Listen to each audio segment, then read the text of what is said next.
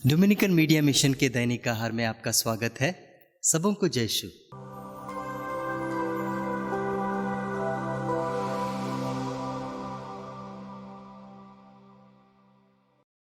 गेहूं का दाना जब तक जमीन पर गिरकर मर नहीं जाता वह फल उत्पन्न नहीं करता है। क्या आप इसका तात्पर्य समझते हैं? इसका मतलब समझते हैं? और इसका हमारे क्रिस्तीय जीवन से क्या संबंध है, क्या रिश्ता है, आप समझ पाते हैं? इसको समझाने के लिए मैं एक छोटा सा उदाहरण आपको देना चाहता हूं। प्यारे भाइयों बहनों, आजकल कोरोना काल है और इस काल में मान लीजिए आपकी सबसे प्रिय पुत्री, बेटी अत्यंत बीमार है, कोरोना से पीड़ित है और मरने को है। आप क्या करेंगे? क्या आप उसे त्याग कर, उसे छोड़कर अपने आप को एक कमरे में बंद कर देंगे? जी नहीं, ऐसा आप बिल्कुल नहीं करेंगे। उसकी जान बचाने के लिए आप सब कुछ कर देंगे। आप दौड़कर उसके पास जाकर उसे अपने गोद में उठाकर अस्पताल की ओर भागेंगे। भले ही आपके पास सैनिटाइजर न हो, भले ही आपके चेहरे पर मास्क न हो, लेकिन आप अपनी चिंता न करते हुए उसकी जान बचाएंगे। जी हाँ प्यारे भाइयों और बहनों, और इस दौरान शायद लोग कहेंगे कि आप में ये गुण दिखाई दिए, प्रेम भावना, सेवा भावना, दया, सहनशीलता या उदारता, ये सभी गुण आप में नजर आने लगेंगे। लेकिन मेरा एक प्रश्न है, यदि आपकी बेटी के बदले कोई अनजान व्यक्ति वहां हो, क्या आप उसके साथ भी ऐसा ही करेंगे? उसके साथ भी उतना ही प्रकार का प्रेम दिखा सकेंगे या दया भावना, सहनशीलता, उदारता दिखा पाएंगे? मेरे ख्याल से नहीं। याद रखिए प्रभु का वचन क्या कहता है, और यह एक चेतावनी है। प्रभु कहते हैं यदि तुम उन्हीं से प्रेम करते हो जो तुमसे प्रेम करते हैं, तो तुम पुरस्कार का दावा कैसे कर सकते हो? यह लिखा है मत्ती का सुसमाचार अध्याय 5 पद संख्या 46।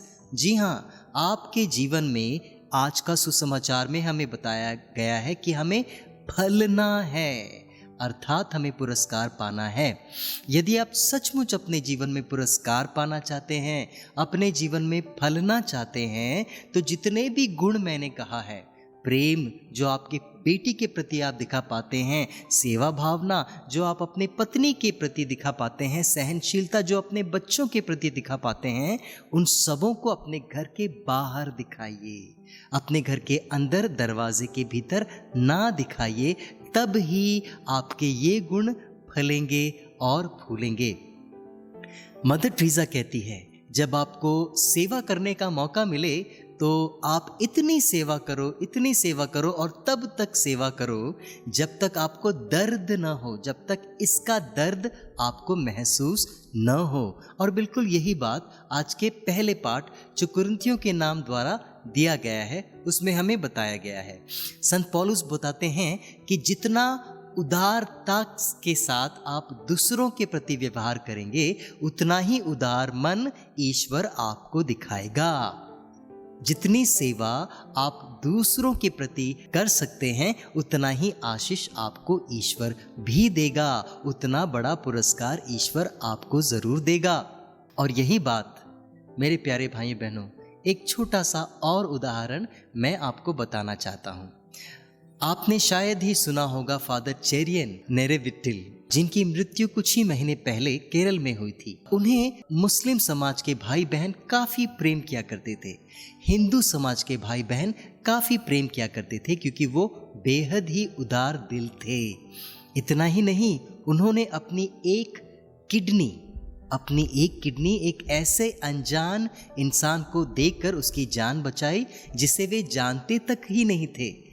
इसे ही कहते हैं गेहूं का दाना जमीन पर गिरकर मर जाना और फल उत्पन्न करना। क्या आप भी इसी प्रकार का फल उत्पन्न करना चाहते हैं? यदि हाँ, तो अपने इन गुणों को, सेवा भाव को, उदार दिल को, सहनशीलता को, प्रेम को अपने घर के दरवाजे के भीतर न रखें। बाहर आकर उन अनजान व्यक्तियों तक पहुंचने की कोशिश करें जिन्हें आपके इन गुणों की ज़रूरत है, जिन्हें आपके प्रेम की ज़रूरत है, जिन्हें आपकी दया, उदारता की ज़रूरत है। सबों को जय यीशु।